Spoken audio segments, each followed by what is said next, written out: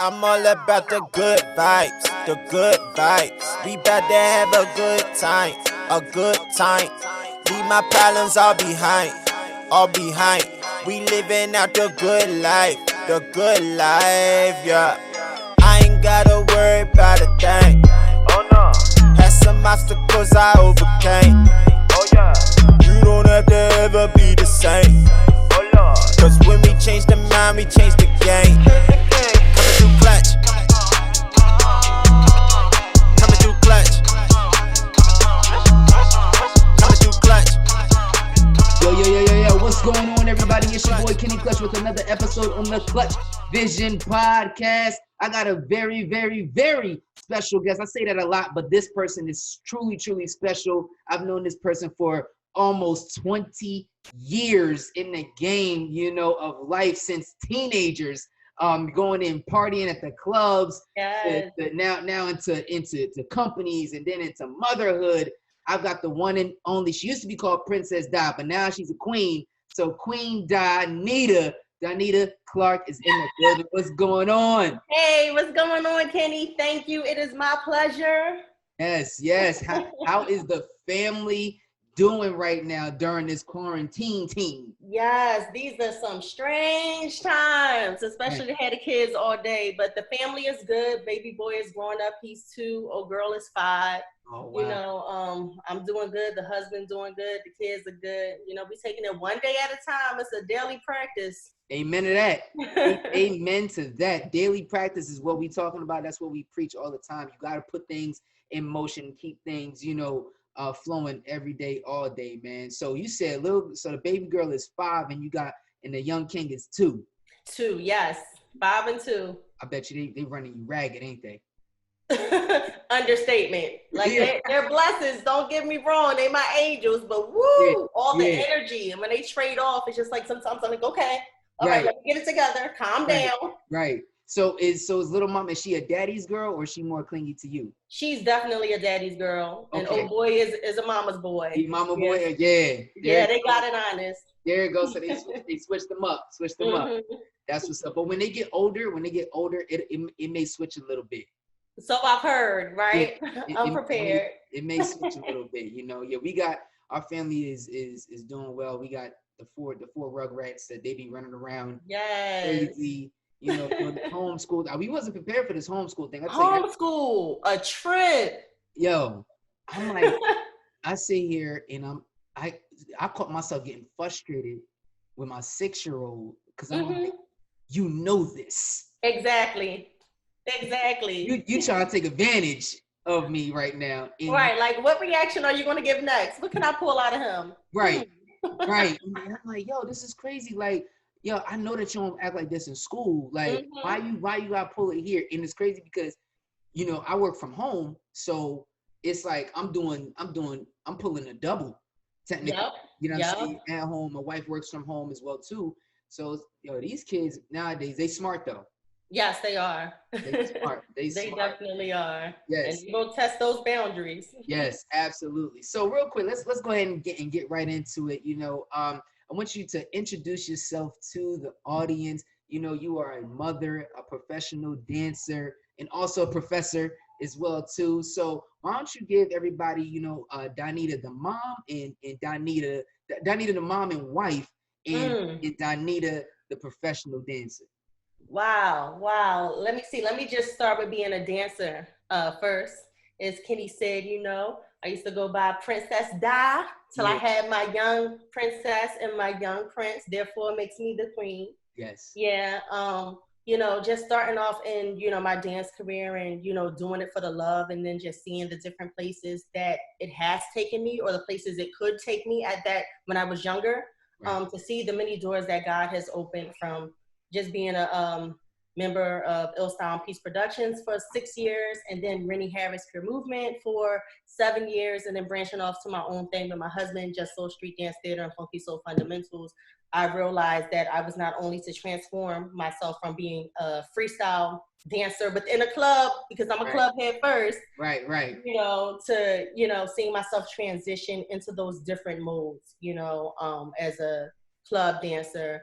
into a battler, into a performer, and now an educator, just trying to give back, in ways that, pushed me, in ways that I was given information either historically or culturally. And just trying to open up, doors for other young women to see what's out there and the possibilities. Like, you don't have to shake your butt. And it's cool if you want to because you're a woman. Right. You know what I'm saying? But, be a dope artist because you're a dedicated dope artist. It shouldn't matter whether you're a male or a female. And that has been my model or my principle. Just, using my gift. And, from that, getting older and having these kids, which, by the way, I'm done. Two and through. I got 1 and 1, so I'm done. There you go. But transitioning into motherhood has definitely taught me a lot of patience, not only with myself but other people, and definitely my kids, because I'm stewards over them. God entrusted me with that. Because Lord knows when they were born, I was like, where's the manual? Amen. I don't know. How I know if I'm doing this right? Talk about it. Like, where the scripture at for that one? Like, basically, right? And I'm like, who's going to tell me, Mom, why you didn't tell me this? And it's just a process that you naturally grow into, and it's been, rewarding. And I am human, and you do have your ups and you have your downs, and that's life. The ebb and flows is, what makes you realize things and appreciate things, the simple things in life. Right. But yeah, is that they definitely, motherhood has definitely taught me how to be more patient. That's what I would say, that's where I've grown the most. Because young Dinita used to be a hothead. Okay, I'm done. All right, whatever. Out of here. You can't do that with your kids. Nope. You know what I'm saying? Right. So, and into being a wife, oh my God, I should have went there second because got married first. Yes. College just been so supportive of me, the mother and the artist, and then just navigating between both of those, because it's this thing that, after, because we didn't have Elle until I was about 31. Right. Yeah. So you figure you go over 30 years of just getting up, running, doing what you want to do, especially as an artist, you're just on the go. So, it taught me to slow some things down. Yeah. What am I in a rush to? Take my time with the process of even, because, as a mother and you physically go through the change of having children, you want to get back to where you were, whatever that thing is, because you will never be the same person. Right. So even if you come back down to the same weight, so to speak, in pounds, your experiences has changed forevermore. So you're trying to go back to this thing that no longer exists. So just being patient with myself with that, and Kyle, supporting me. He's always been supportive, but definitely like with the children, because honestly, I almost died having Elle. Really? Yeah. Like literally, wow. I went through anaphylactic shock. Really? Wow. Yes. Yeah. Yes. My throat closed and they were trying to figure it out. They were just like, is this something going through the vents? And when they gave me breakfast, they were like, yeah, well, maybe it's the eggs. Are you allergic to eggs? And I'm like, no, I'm not. So apparently they gave me penicillin, and I didn't know I was allergic to it because I never had to take penicillin a day in my life. Wow. And so what happened is that Elle had defecated in the birth canal. Oh man. And so they pumped me with penicillin or ampicillin, and subsequently we found out that I was allergic. Wow. So then just being grateful for life after that, because amen. At that point, I was like, I don't want to have any more children. Like this is crazy. Did it put you from a mental standpoint, it kind of mess you up, or? Yeah, and I'm like, how can I even enjoy this thing? This process, but now I'm traumatized by it. Right. Wow. So it was, and then as you see, 3 years later we had Emmanuel, and then with him I had a C-section. Wow. Exactly. So those two things, it was two extreme life-changing things, but the funny thing about it is I wouldn't change anything about it. Amen. Yeah. But it's dope because it's like you went through, you know what I'm saying? Like, a lot of people, when they feel pain or they know pain is coming and it's a trying time that's in their life, they immediately stop. Yeah. They don't continue to just go through. And it's amazing to me because it's like you have so much faith in God where it's like you still went through. Yes.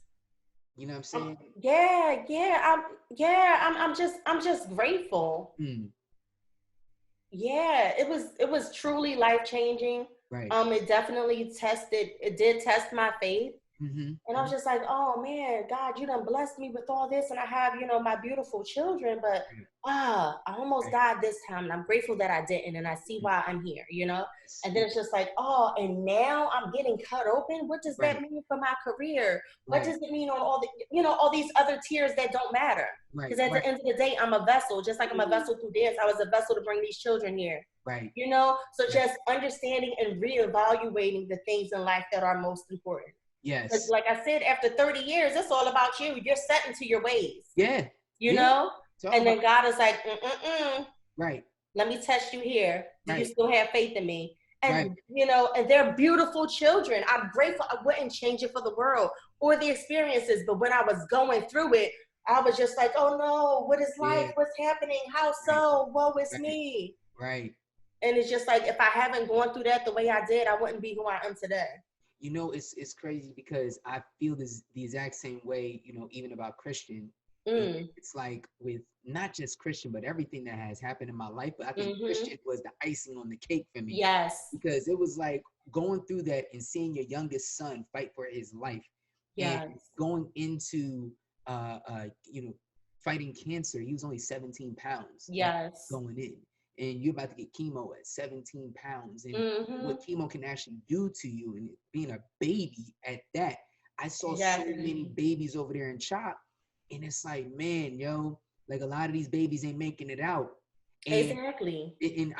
I'm just so grateful at the fact that we made it out. You know what I'm saying? Exactly. And I'm sitting there seeing all these other parents and what they're going through, and the mentally, Mm-hmm. it was through. It was Right, through right. because you sit in a hospital room for that long, it can do something. It's like a prisoner being in solitary confinement or whatever for Right, a right. long, long time. Like, you know, the word says, you know, man should not be alone with his own thoughts. Anything can Yes. happen. And for me, I'm just like, you know what? I can't allow negativity to enter the room, especially for my True. wife. So that's why I commend Kyle so much for supporting you and being there for you, because we gotta be there for our women. True. You True. know what I'm It's so saying? true. We gotta be there for our women. Like, you know, and you talk about a little bit more about how he was supportive in what ways. Oh man, just even like waking up to feed L every 3 hours. He would wake up with me, he would sit there with me, ask me, am I okay? Then Mm, after I feed her, just take her and hold her. Like, go ahead, baby, you need your sleep. I got her. You yeah. know what I'm saying? And so I can't even imagine, because my mother is a single mother of three. Mm, And then now, after even having the support from Kyle, growing up and looking back and seeing how easy she made it look. And mm. I'm like, I have the help, and this is still hard, Art. Yeah. because a woman goes through so much emotionally and mentally, and Mhm. to not have that kind of support is like daunting. Yeah. Yeah. But he was really there for me, like every step of the way. Yeah. Like, for instance, after we had L, he was just like, no, come on, we going to Chicago, we entering this battle. I'm like, wait a minute, I Yeah. just had the baby 3 months ago. He said, no, we're getting on this plane. Hey, Yeah. let's go. We're going to freestyle. I'm going against you 17 rounds. I'm like, hold up, hold up. But Let's that's get the push I needed, so that I yeah. wouldn't, get complacent. So not Right. only did he push me artistically to Right. continue to go forth, Mm. with, artistically, but also with our children as well. Just Yes. just being there. Anything you need. You know what? I'm going to cook dinner for you tonight. Mm. You okay? Mm. You know what I'm saying? Yeah. Right. And that means a lot. Right. So But- I'm just truly grateful. right. Yo, Kyle, let me get some ribs or whatever when you get a chance, brother.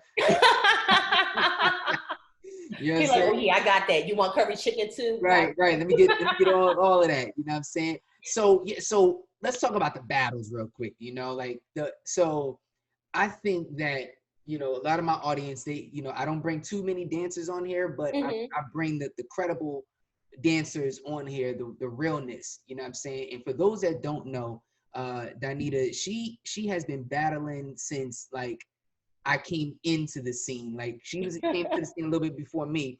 And this went back in Club Shampoo. For those that don't know Club Shampoo, you know, this is a Philly Club Shampoo, 923, Chrome. Egypt, Flo. This is like summer 2003, 2004. Like Moses in the club like every night. Like Yes. Bubble House, all of that.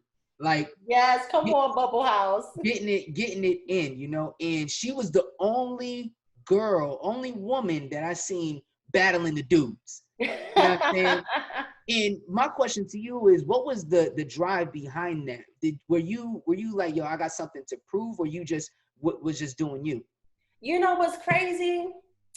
Honestly, everybody got on me for having, you know, the F it attitude. Like, well, F it, I'm gonna do this, I'm gonna do that. I heard that from so many people, and I was just like, no, I was just really like just trying to express myself and be me.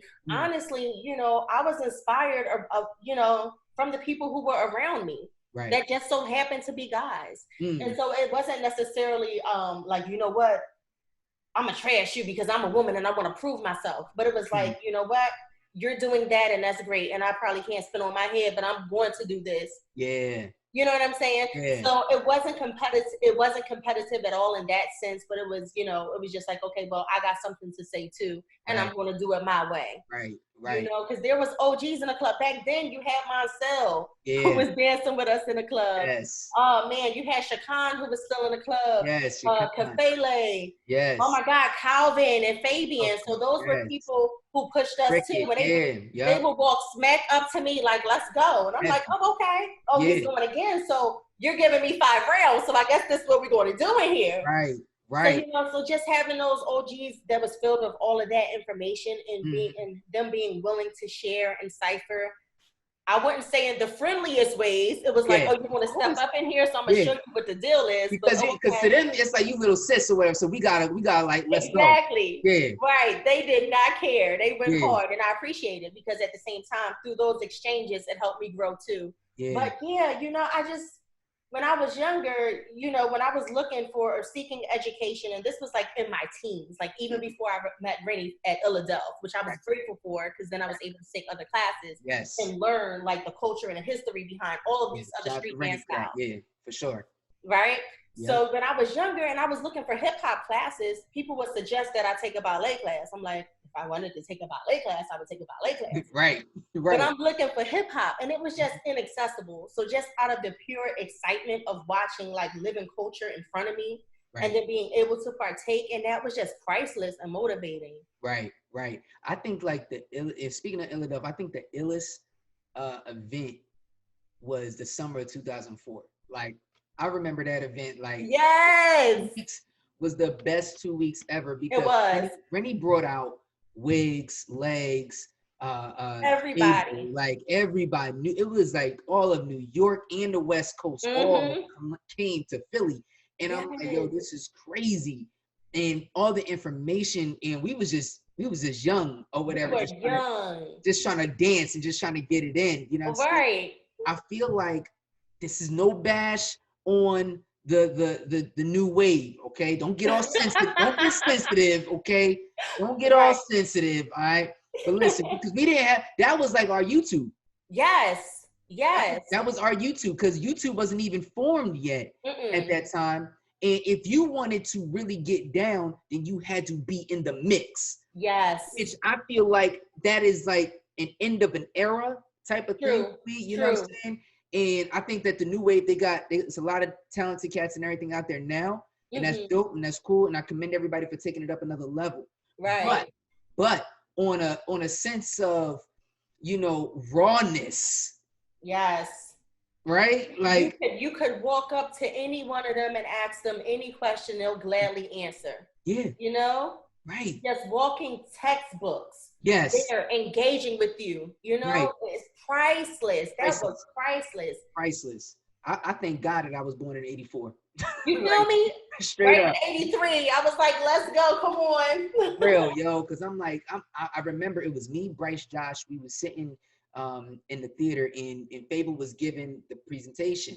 Yes. And he was giving the lecture. I go in and I sit down and I'm like, I look to my left and I'm like, yo, is that Mr. Wiggle sitting right there, yo? yo, like, son. Yes, exactly. Wig's like right there. And we looked at it from a standpoint like, Yo, we used to buy his cassette tapes, the Yep. VHS tapes. The DVDs, all of that. Right, Trying to all of learn that. real quick. Yeah, heavy, right? And that was when, for me, that was my ticket. I was like, yo, this is what I want to do. I dropped out of college.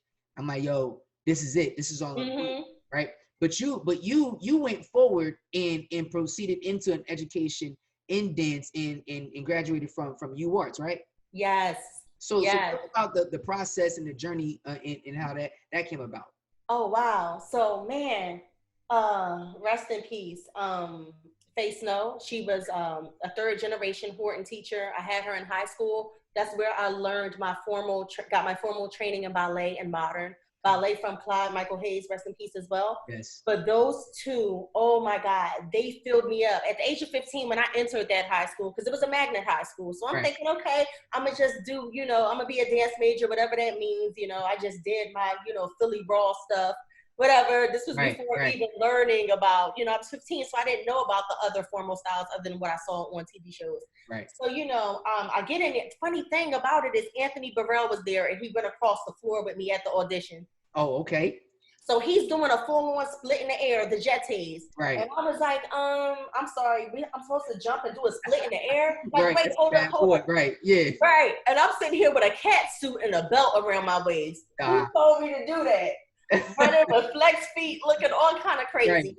And then so, they put on my music, and it was like what we called back then Philly party music, which was Baltimore Club. Yeah. Right. So that music come on, I started doing my thing, and they was like, "Oh, okay," and they accepted me, thank God, because the grades was good too. But they allowed me to be a dance major. Right. So from there, like learning modern and ballet, they put me in a shape in 1 year. By sophomore year, I was a beast. Wow. Like just the and I ain't saying this to pat my own back. I'm saying the leg was up, the technique was ingrained in my body, and this was me coming from not knowing anything. So, she also worked at the University of the Arts. And so she suggested that I apply. And I was just like, well, okay, I guess I'll go ahead, go ahead and do that. And so I did that, and I got in. And during my sophomore year is when I met Moncel. Moncel, Brooklyn Terry, Mr. Wiggles, Stretch, and Tweety came there with them. Yes. And they taught workshops. Yeah. And I was like, yo, Lockin', I saw that on TV. Like, oh, and they was just pulling out stuff. And I'm like, no, he doing hip hop, but this real hip hop. House, every teaching house, I'm tripping over my feet. Like, it was crazy. Mr. Wiggles doing popping, and it was just a wealth of knowledge. The crazy thing about it is that wasn't a part of UArt's curriculum. It was some girl named Jolette, the one that owns Studio 860 in Connecticut. Yep. She invited them up there and was just like, it was like sometime in October 2002. She was like, Dinita, would you come to a workshop that I had, if I had it here with, some real street dance and hip hop folks? I was like, yeah. She was like, okay, let me know. It's like $25 or whatever. So little did I know that when I was going to walk in there, they were going to be there. So I went in there, it was like a wealth of knowledge. And it's like, I got hit on my head because, it was slated for me to be a Philadelphia dancer. That's what my mentor would have wanted me to be, but she knew hip hop was still ingrained in me from high school. But I'm like, dang, I started feeling like I was losing my hip hop edge because I was doing all of this ballet and modern. But then they came. Yeah. That changed the game. Yeah. And then that following summer is when I met Rennie Harris not at Philadelphia. He invited me to dance at Philadelphia on stage with all the legends. I met him at Philadelphia Training Company. He taught there for a week. He was like, okay, well, you want to come up and freestyle on the show? Yes. Yeah. So I went and I was like on stage and he was just telling us like, okay, you come out here, you come out here. That's the first time I saw Crystal and Michelle House dance. Yeah. I was like, yo, these are females doing that. I got taught by Brooklyn Terry, but now these are women doing that. That's dope. Electric Boogaloo's up there doing their thing. And I'm like, yo, what is happening? Like, I'm on stage with these people for the different ciphers. Blew my mind at the Kimmel Center. Yeah. After that, those two combined, 2002 was a pivotal year. And I was like, no, I'm going to keep doing this. Because I was choreographing my own hip hop stuff in high school, but I'm like, this technique and foundation is what I want, is what I need. This is not here. Right. So that was just an eye opener. And after I learned those styles, I was like, nah, I want to get nice at all of them. Facts. All of them. Facts. Facts. Yeah, and I get, I feel you, man, because like for me, it was on some, like Bryce just knocked on my door. Yes. And he knocked on my door, like, because me and Bryce, I don't know if you know, but me and Bryce used to be next door neighbors. I had no idea. Yeah, we grew up on the same street, on the same block. Okay, cool. So Bryce knocked on my door, and for those that don't know, Professor Locke, Bryce Johnson, Bryce was not a dancer first. Like, he wasn't. What? No. Bryce was the manager of the group first of Faceless. Yo. He was the manager of the group Faceless, and he was getting us the gigs with his dad, Mr. Mack. And Mr. Mack had an African drum group. Yo. So we would open up for the African drum group at all the different shows and stuff. That's how we kind of got started, you know, doing gigs and shows, like, because they already had an into some of the schools. Right. So we would open up, you know, for them and do hip hop, and then they would come on and they would do the African drum set and everything. Mm-hmm. So Bryce was managing that first, and then we started dancing some more. He just got inspired and yes, that's how it happens. That's how it happened. It was like, yo, I don't even want to manage no more. I want to dance. Right. And next thing you know, me and Bryce battling in a parking lot out in Burlington, New Jersey. And I'm like, oh snap! Like, you really get down. Yo, so, inspiration goes a long way. Long way, man. And that's how we kind of like came up. And you know, I commend people that go out and they just go for it, right? Yes. Like, so many times you have people saying, no, you can't do this, you can't do that. My mom was one of those people that was just like, she ain't say no, but you kind of like tell. I know like, exactly what you mean. My mom, you sure you wanna? You know, right. You getting older. Right. All right, that's all like, I said. Yeah, and they say like, yo, like, you think that's gonna last? Like, is that gonna last? Well, I'm gonna make it last. Don't make me put on sweat now. Yes. Right. Like, about to make it last, because this is what I want to do. This is where my passion is. This is where my heart is. You know, my question to you is, what do you say to that young female, that young male that's out there right now that may be getting that same speech from their mom or their dad, and there's young 16, 17, and this is what they want to do? What do you say to them to encourage them more to move forward? Yeah, keep pushing. You got to believe in yourself, because if you don't believe in yourself, nobody else will. Yeah. And you have to live with you, and you are the only one living your life for you. Yes, people who care about you are going to ask you questions or probe you because they want the best for you. But at the end of the day, you know what you was blessed with.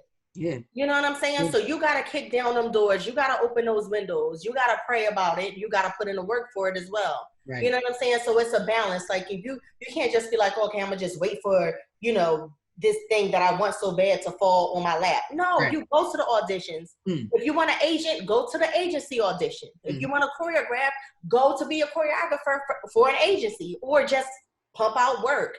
Find your own artistic voice, but also take your time. You know, because a lot of times, you know, when you're inspired, you want to mimic what other people are doing. Right. And you can look at what they're doing, but try to, like, it can inspire you, but make sure you're going about your process to eventually find yourself. You know, because in a household, you grow up with your mom and your dad, so you're going to start speaking their dialect. Yeah. It's natural. As little kids, they will say something with the same voice inflection.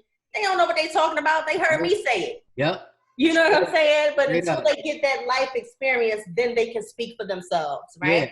So trust your voice so that you can eventually speak for yourself. But then just make sure what you're doing and the way you're going about it is honest. Because if you're honest in life, you'll be honest in your art. Yes. You know? And that's so true. And we are growing up in a completely different age now. You True. know, like, our parents from back in the day, it was like, look, get a job, get a 401k, get your retirement. That's not even a real thing now. Like, exactly. We live in an entrepreneur type of era, you know what I'm saying? Yeah. As in, yo, you can go make make yourself a business. Like, you know, you are a business, right? Like, you know that this is, you know what I mean? Like, you're a business for real. And you don't necessarily have to do the 40 hours a week, you know what I'm saying? In pumping out somebody else's dream. Exactly. Pumping out your own dream, you know what I'm saying? Exactly. And I'm not saying don't have a job, right? But Right. but what I'm saying is people need to understand that you could have a 9 to 5, but use the 9 to 5 as a vehicle to your destination. You know what I'm saying? And Exactly. what you actually want to do, use that job, that 9 to 5. All right, I Mm-hmm. work these 8 hours here. Boom. When I get off of work, I'm gonna take another 3 hours and I'm gonna work on what I want to do. Right. You know what I'm saying? And Right. it's like that balance that you was talking about. Some Yeah. people don't take the actual aspect of what balance really is. Right. They pump out that 9 to 5 and they be like, yeah, I'm good. But it's not over, right? Yeah, and then they wonder why they're not filled. Like Right, you gotta and then use your 9 to 5 to support and fund what it is you want. Because a right, lot of times people are like, oh, I just don't have the resources. I don't know, resources ain't fall on my lap. right. I had to work for it. And Yeah, when I couldn't get it, I used my own cents and I rubbed them together. And me right, and Kyle rubbed ours together until people paid attention and noticed and felt like they wanted to invest to a degree. right, But at the end of the day, if you're not serious about it, you will sit and complain. You right. can't have a complaining spirit and expect to be blessed. It's Exactly. counterproductive. It's You twist exactly the word. right. And it's like here's what we did, right? We would have our regular jobs. We would go to the club at night. Exactly. Right? And then on the weekend, if there was a jam, we go into the jam. Because Exactly. you Dedication. right. And you never knew who was going to be at the jam. Yeah. An opportunity can come right there because at that time, Yeah. artists were still coming into the club looking for talent or whatever. Mm-hmm. You know what I'm saying? So I'm gonna ask you this, like your determination. Where do you feel like your determination came from? Was it your mom or someone in your family that influenced you to have that type of will and determination? Because everywhere we was at, you was at. You're right. I saw y'all there. I was like, okay, come Yeah, on. right. That connection, right? That Philly Jersey connection at all the parties. Yeah. No, you know what? I don't know. I guess it was just something in me. Like my mom, Mhm. she said she danced with me when she was pregnant. Yeah. Um, but my mom, she would play around and this is funny. She would always like wave. Yeah. And Yeah. I'd be like, Mom, I remember I was like 6 years old, like, Mom, I can't do it. Right. I can't do it. And I Right. was inspired. But we did natural things. Like music was always around. Like Saturday morning cleaning. You cleaning the house, the music is on. My Right. mom is dancing, doing a 2-step, so I'm dancing. Yeah. You know what I'm saying? So, everything was always felt like a party with my mom. She made everything enjoyable and it always included music. So I guess that was my natural connection and my love for it. Because outside of that, I mean, my mom and my grandma was around to always talk to me and always inspire me. But also my mom gave me free will choice. She wasn't the type of mother to say, don't do that. Like try to threaten me into not doing anything. Or, I had friends who had parents that would give them scare tactics. Right. But my mom talked to me. She gave me conversation. Now don't get it twisted. Because if I did something silly, she'd beat them cheeks. Yeah. But what I'm saying, you know what I'm saying? She would say, okay, well, if you do this, then this could be the outcome. But if you do that, that could be the outcome. Right. But whatever you decide, you know what I'm saying? So she made me feel like I was invested in my own life choices. Because ultimately, when you leave the house, you're going to do what you want to do anyway. Because when I was young, I ain't had no cell phone. Right. You know what I'm saying?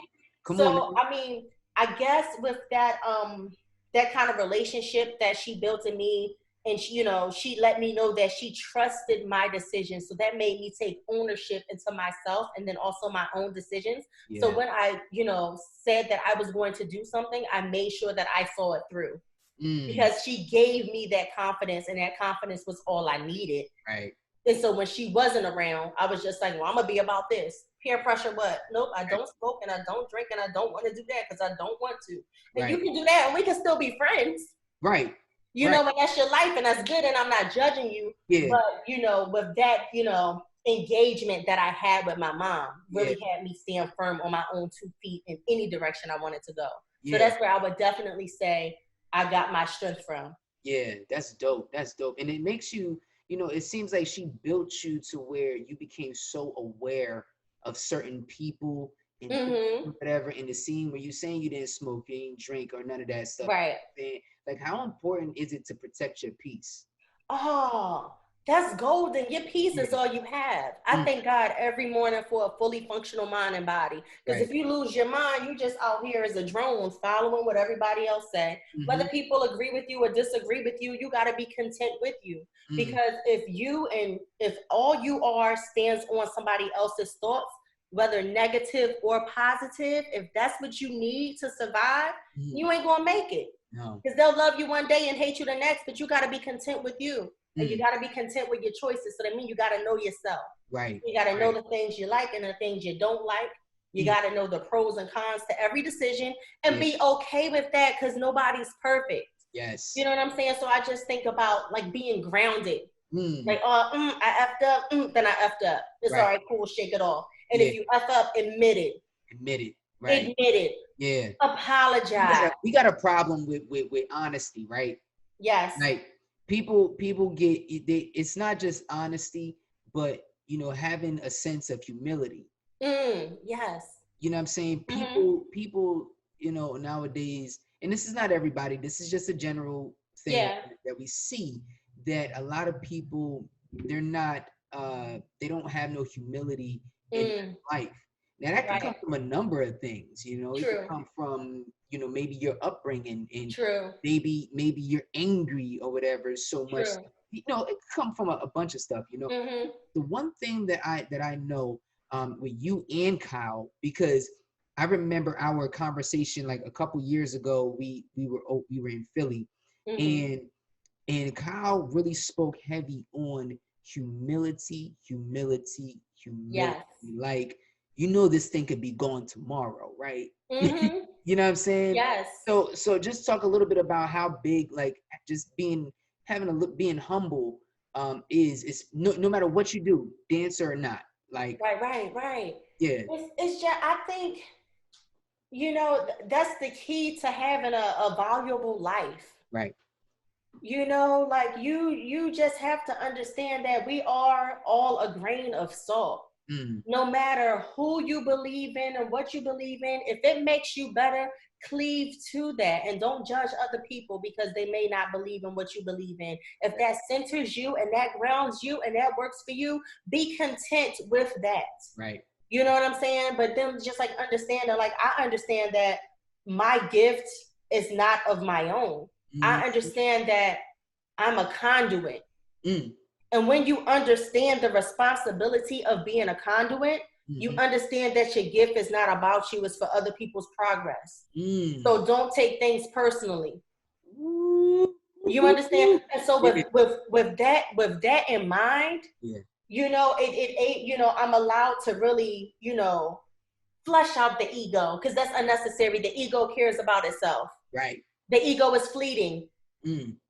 You understand? So when you really understand where the gift comes from, you operate differently. Because like you said, you know that this could be here today and gone tomorrow. Yeah. Because God could choose you today and choose somebody else tomorrow. Yeah. Talk about it. So it's really, really heavy on that responsibility behind the gift. Everybody just, did you see it? I know you had to see it with Lauryn Hill when she was just like, sometimes you got to be humiliated and kicked and beaten. But you like, oh Lord, just put me on stage with the dress on. Right. Like, no, it ain't about that. Because if you always get that, you're going to always need that. You got to know what it feels like to be down and to be low and then to come up. So you have to enjoy every level that you're on so you can fully appreciate the highs. I celebrate everything. Me and Kyle, we learned to celebrate. We toasting to everything. We toasting to life. Yes. You know what I'm saying? Yes. Because people don't understand. Some people didn't wake up this morning. That's what I'm saying. And that's the bigger picture. Right. And think about this, right? Let me put this into perspective for people. You just said a lot of people didn't wake up this morning, right? Now, overall, in the last 75, 74, 80 days or whatever, there have been what they've been saying, like 90, 95,000 deaths. Yes. Of COVID-19, right? Yes. Let's put this into perspective real quick. There was way more people that died not having the COVID today. Exactly. You know what I'm saying? Exactly. Like, so many people died, like over 100,000 something people probably died today. Yes. Even in this conversation or whatever that we're having right now, you can count how many people or whatever is just dropping. Yeah. And it's like, Think about it, yo. You got to be, humble at the fact like, oh snap, it's another second. I got another second. Exactly. I get another second. I say this Right. all the time in my speeches. That could have been me. Right. God, you spared me. You spared my children. You spared my husband. You spared my family. Like, and know? it's like I say this all the time in my speeches. Yesterday is gone. Tomorrow will worry about itself. And today we have. Come on. Right. So if today is all we have, yo, you got to learn how to impact today. Exactly. We take life for granted like too much. And this is why I still did. Like, it wasn't just enough for me to dance with Christian in the hospital, just in the hospital. Right. I got to dance with him like every day. Yes. Like, we got to celebrate every day. Every day. Let's go. We posting like every day. Like, yes. That's what we celebrate that. Yes. Like, some people, I had one person, it was like, yeah, well, we get it. No, you don't get it. Oh. You don't get it. You don't get it. Because if you got it, you wouldn't have made that statement. Exactly. Good luck. You know what I'm saying? And it's like, you listen, you have a choice. Yes. This is thing called unfollow. Hey, come on. And you speaking life into people. Exactly. And I'm gonna keep it real. Like, my life completely shifted in that hospital room. Mm-hmm. Like, and I'm gonna share this with you because we tight like that. Like, in that like, people don't understand what went on in that room. Right. Outside of what I post online. Mm-hmm. And what was going on in that room was a transformation. Yes. You know what I'm saying? It was a transformation. I'm not, who I used to be. Exactly. Nor do I want to be, right? My mentality going in was, okay, cool. I got this dance studio. Okay, cool. I'm trying to choreograph for this artist and that artist, and I'm trying to dance on this stage and that stage. I want to dance for like 30,000 people. And God was like, why are you thinking so small? Like, you know what I'm saying? Like, yes. What you talking about, God? What you mean? Like, so I had this dream, right? And in the dream, there was a centipede crawling up the wall in my room. And I smacked the centipede. After I smacked the centipede turned into a moth, right? After I smacked the moth turned into a bat.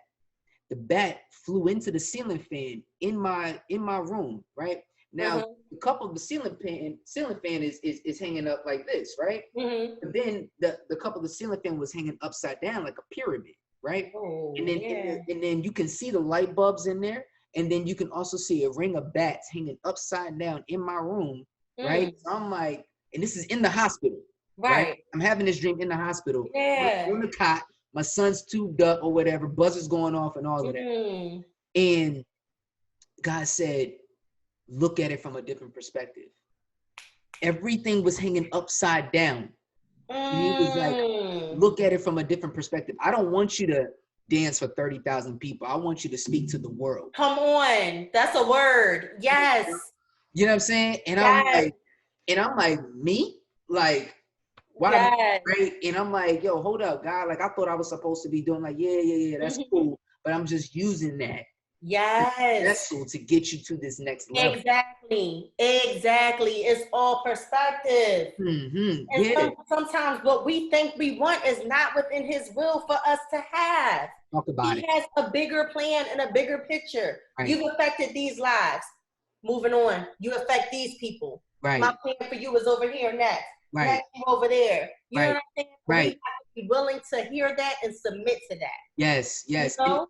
And it's like with you, with your transition, right? You went from street dancer into learning, into going to college and then graduating and then performing all over the world, battling on some of the biggest stages, and into being a wife, into being a mother, into being a professor now. You know what I'm saying? Like that, the transition game is crazy. Look, if somebody would have told me when I was 15 that my life would go this way, I'd be like, yeah, right, please. Right. You know what I'm saying? Yeah. And it's wild. So like, so when did you become, a professor at is it at UArts? Yes, I'm at UArts and Drexel University. Before then, I taught at Bryn Mawr as well, and then I said a piece at Temple. Yeah. So I did some work there, but long-standing UArts and Drexel. I started at U. Oh, it'll be 10 years. Oh, Oh wow, it'll be 10 hey. years at UArts on 2021. Yeah, dope. Yeah, wow. That's so dope. Wow, that would be 10 years. I was still dancing for Rennie Wow. when I was there. And it was crazy too, because I was just like, wait. I was talking to Crystal, because Crystal used to teach there. And I was like, wait, Crystal, teaching at a college. I don't know. I'm not prepared. Wait. She's like, girl, you good, you got it. I said, no, I understand the weight of it. Right. I understand the responsibility that comes with this. You know, so I definitely lives different. Well, you know what? They're paying like buku money. Yeah. Right? So heavy, yeah. So when I go in there, it's just like, it's my responsibility artistically to teach you about the foundation and the culture. Like, okay, we can have fun and you can learn a combination, but you're also going to learn these drills. And you're going to also know who disseminated this culture. You're going to also know these people who are, who are a part of the culture. Because if you don't know who these people are, where are you going to take it? Yeah. You know what I'm saying? Like, I'm one of the linking generational people. Yeah. There's generations before me that are still out here and still alive as first-hand sources and second-hand sources that you should also take classes from too. Yeah. Say their names. What's their names?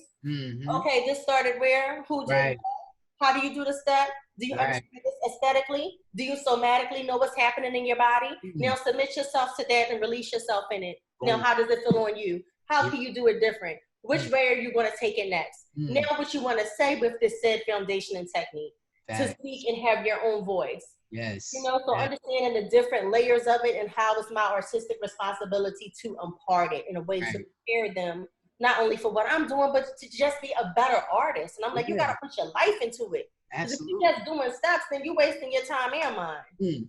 Come on now.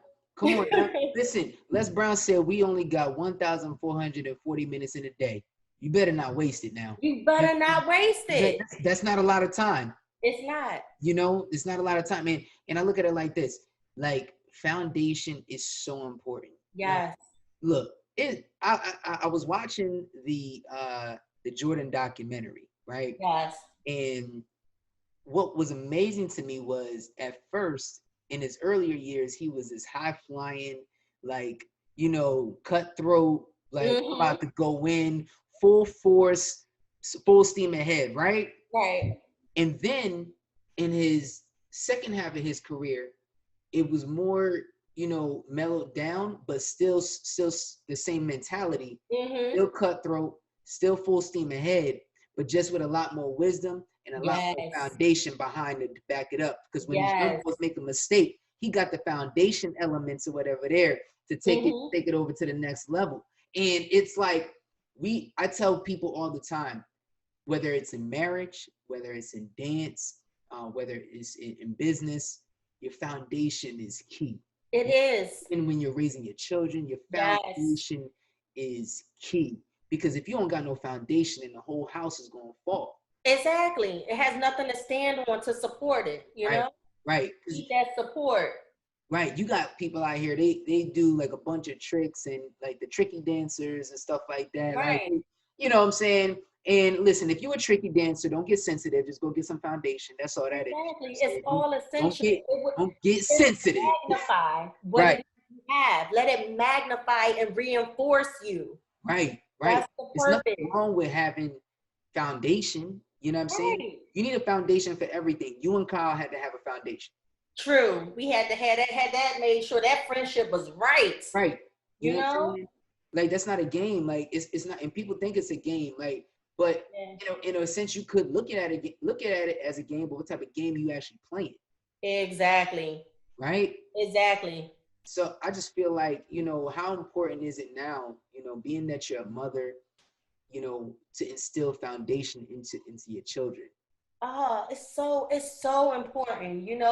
They're at an age where, they're really craving instruction, and we have to be careful to make sure we give them the proper instruction. So they have their playtime, definitely, of course. Sometimes they play too much, but it's like, no, my daughter would get up like, oh, can I watch TV? I'm sorry, did you read yet? Right. Oh, sorry, you didn't read your book.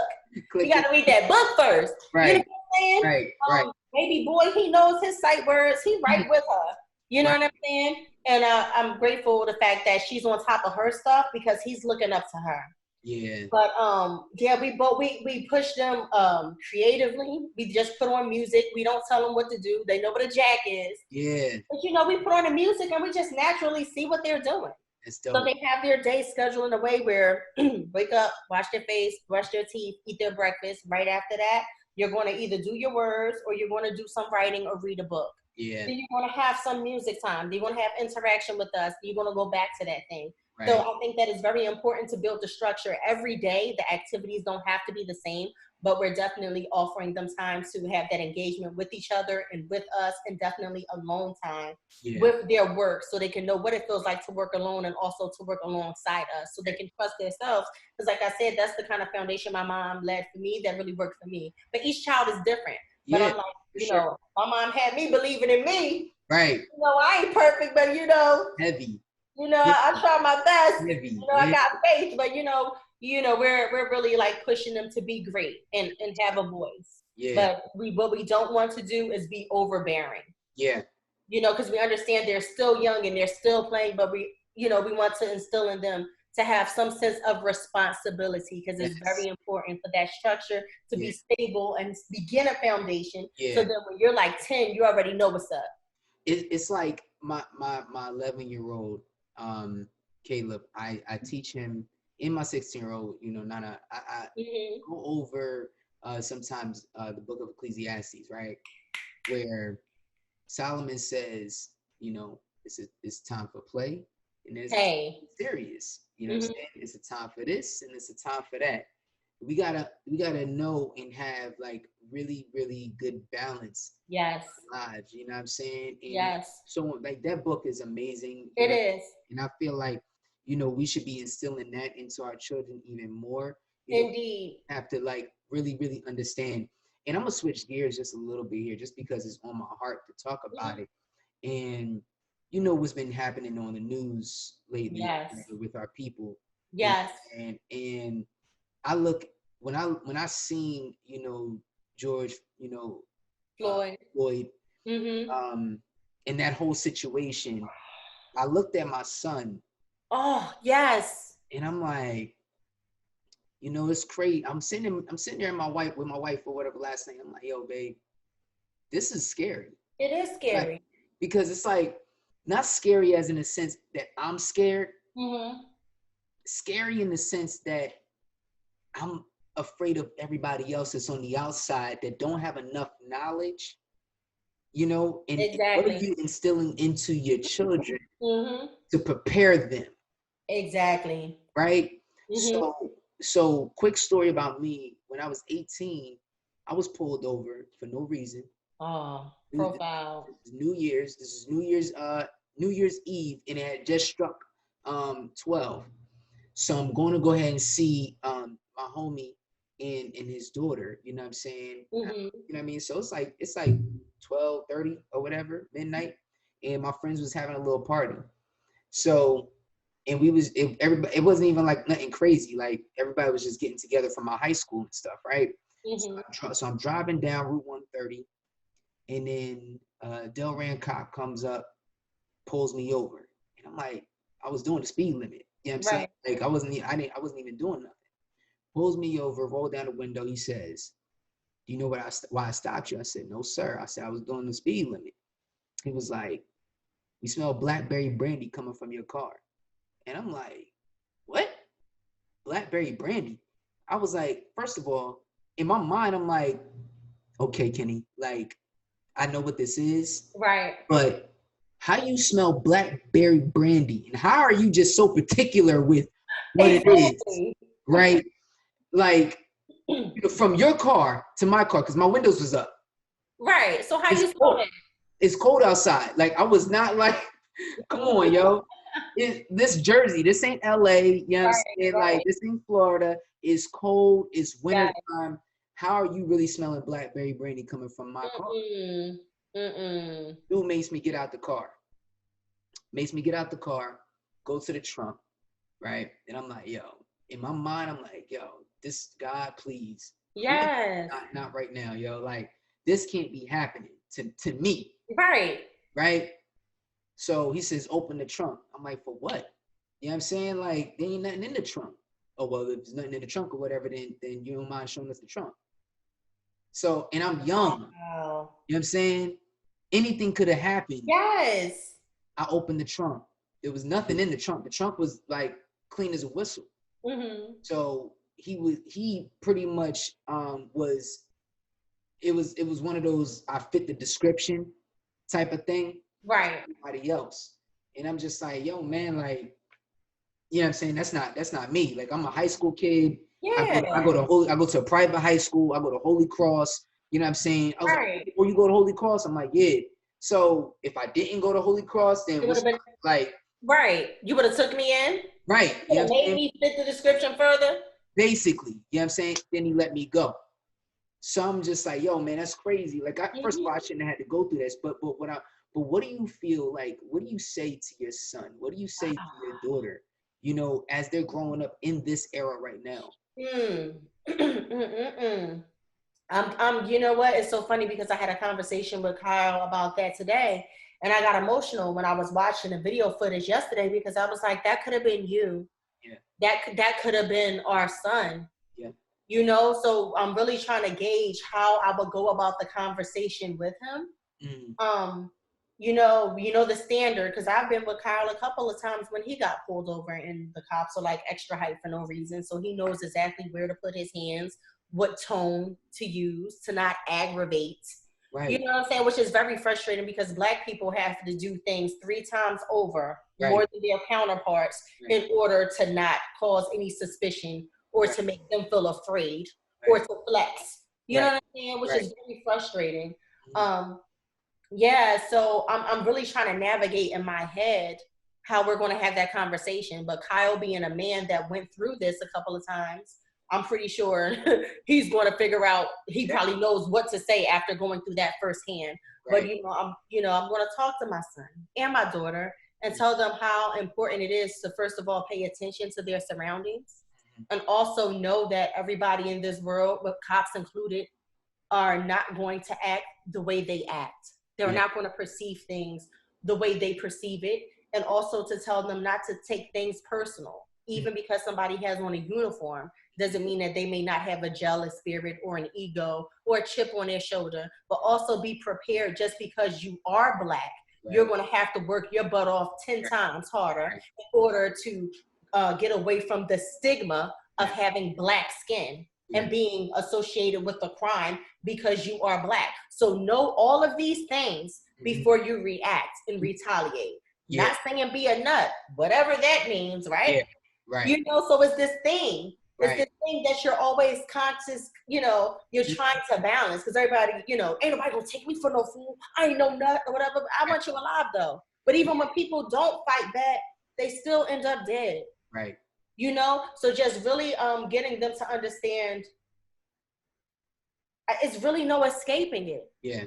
Yeah. You know, but just try to conduct yourself in a manner of not letting your emotions overtake you if you find yourself in this kind of moment. You know the questions to ask, know exactly what your rights are. You know what I'm saying?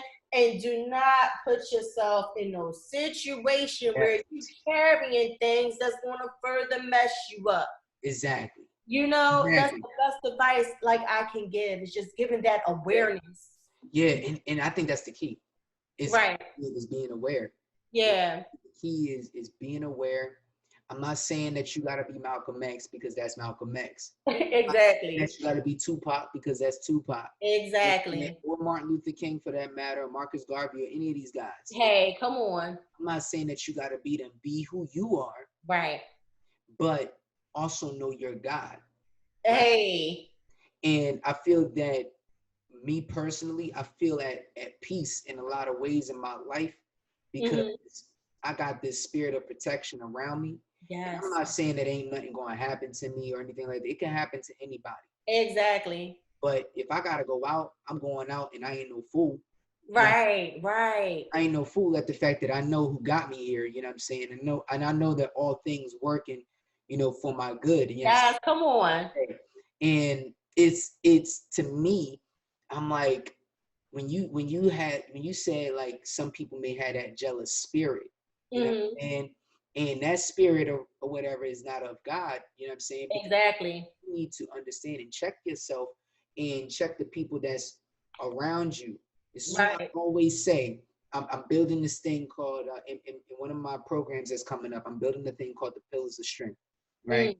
And the Pillars of Strength comes from the story of Samson, right? Yes. So for those that don't know the story of Samson, basically this is a man who was the strongest man in the world at the time, and he got involved with a woman named Delilah. Delilah ended up, seducing him.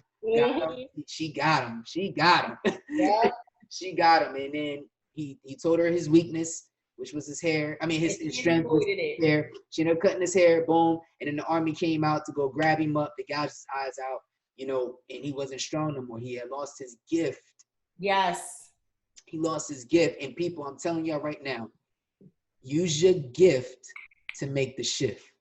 Exactly. Use your gift to make the shift. And when I say the pillars of strength, it's basically like you got these two pillars right here side by side, and inside the pillars you got all the positive things that go on in your life, the daily practice. Yes. So inside the thing, it's like you got your positive things, your positive tangibles inside, and then on the outside are all of the negative things that's happening, right? And what Samson did, he had one more wish from God. He said, God, give me my strength back just one more time.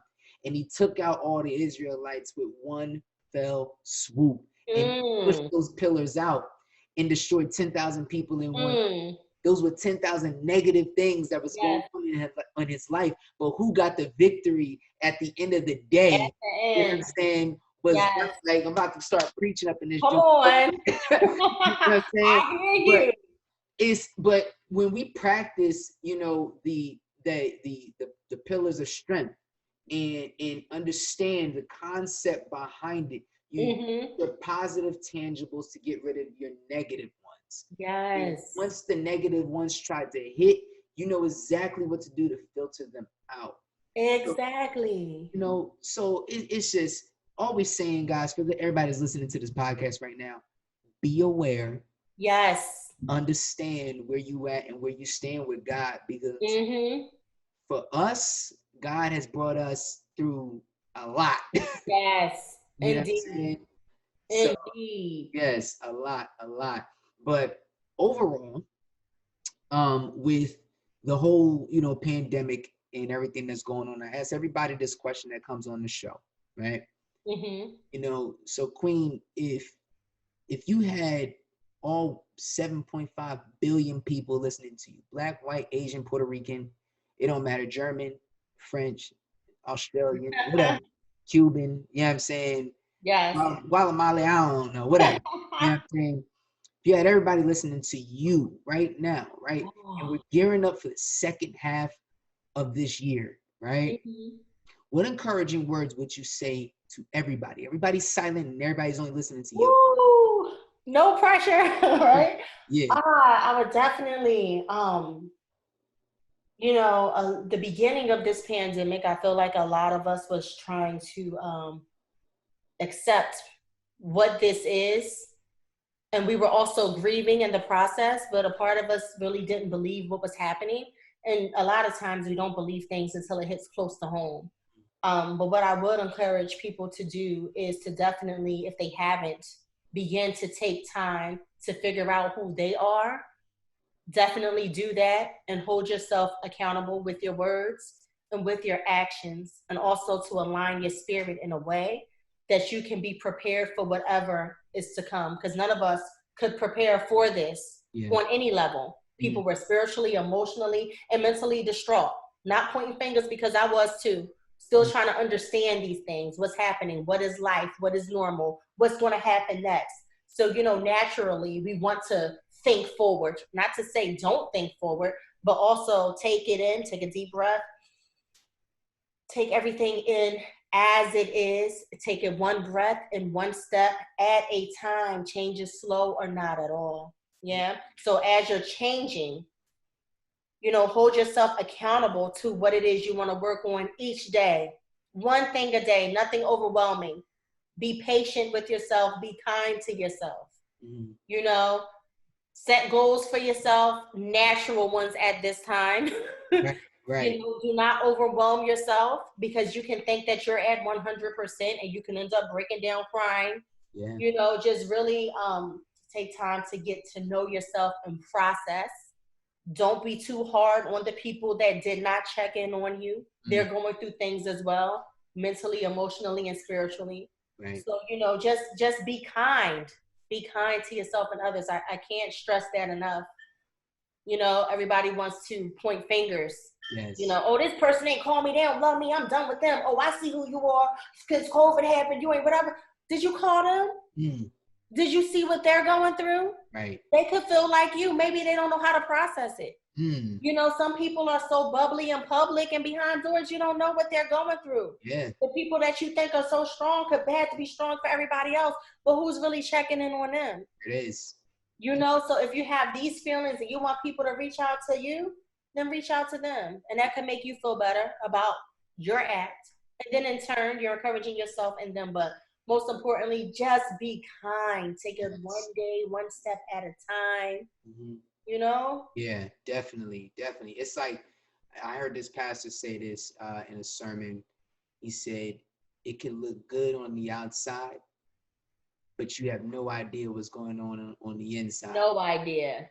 And I'm going to post this man's sermon tomorrow, please, probably, because you got to hear his testimony. This man is blind.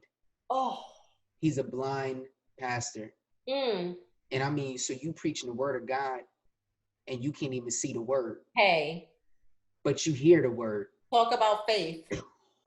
Yo. So I gotta post it. I've been meaning to post it for a long time, but I think it's the perfect time. Yes. You posted, because that was confirmation right there for me, So like, I appreciate you coming on the show, but before we cut it down, because we're running out of time, before we cut it down, we're gonna play a little game. You down? I don't know. You down? Go ahead. Hold on. Where hubby at? Is he hanging around? Kyle, you up there? Come on down. Bring him in. We gonna do a little duo on this one. You better get the answers right. So, he said we're gonna do a duo. Slide that chair over. I don't either. My man Just Soul in the building. Let's go. Funky Soul Fundamentals. And real quick, shout out Funky Soul Fundamentals and everything. So really fast, before we get to the game, normally you guys have your sessions, throughout the spring and summertime, correct? Yes. Correct. So winter and summer. So like, how's that going to work out? Right now, are you guys going to do like the whole online thing? Yes, we're going to do 16 classes, 2 sessions, 8 sessions each, and then people can elect to drop in and do a single class or take session 1, 2, or both. Dope. And where do they sign up at? You can you sign up basically by DMing us. Okay. You DM us, say you're interested, and we'll ask you what you want, either a single class, 4-class, or 8-class card, and then from there we work from there. We'll send you the link, and it's all good from there. And then we're going to change the password each and every week, right? So that other folks that don't belong there don't. So they're not floating in. Right. Facts. Word. So what we'll do is we'll put all that information in the description below. If you guys are watching this on YouTube, make sure you guys subscribe, like, comment below. But we're gonna get back to that. We're gonna get to this game real quick. And the game is called In the Clutch. I'm kidding, but the game is called In the Clutch. All right. So here we go. So as you guys know, we started In the Clutch in 2009, and In the Clutch is an acronym. If you didn't know, the acronym stands for INDACLUTCH, Inspirational Dancers Creatively Linking Upon the Culture of Hip Hop. Hey. Okay. Right? So I'm going to give you guys a letter, and you give me a positive word after that letter. Okay. Cool? All right, here we go. All right. C. Courage. L. Loyalty. U. Unity. T. Thoughtfulness. C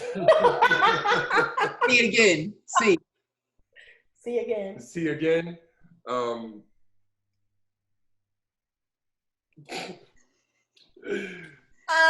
Continuity. Let's go. H. Humility. There it is. That's clutch. That's clutch. Ding, ding, ding, ding, ding. There it is. Princess, I'm not princess, Queen Dinita. Hey. Where? Shout out to Instagram. Where can the people find you at? Queen_DINITA. And go ahead, Kyle. Yup, and add Just Soul. JUSTSOLE. There's only one. Hey. Awesome. So everybody, listen, if you're watching this on YouTube, Spotify, Apple Podcasts, Google Podcasts, Anchor app, make sure you like, comment, and subscribe. If you're watching this on YouTube, make sure you click that bell, subscribe, give me a thumbs up as it goes up to the recommended. Share this with your mama, your daddy, your uncle, your auntie, your grandma, your granddad, your grandma's grandma, your great grandma, your stepdaughter, your step auntie, your cat, your dog. I don't care who it is. Make sure you share this with somebody to get all this positive feedback that we give y'all and giving into the world. We hope that this blessed you guys. And remember, like we always say, when we change the mind, we change the game. Hey. Yesterday is gone. Tomorrow will worry about itself. And today is all we have. So go out and impact today. It's your boy, Kenny Clutch on the Clutchvision Podcast. Check you later. Peace. Coming through clutch.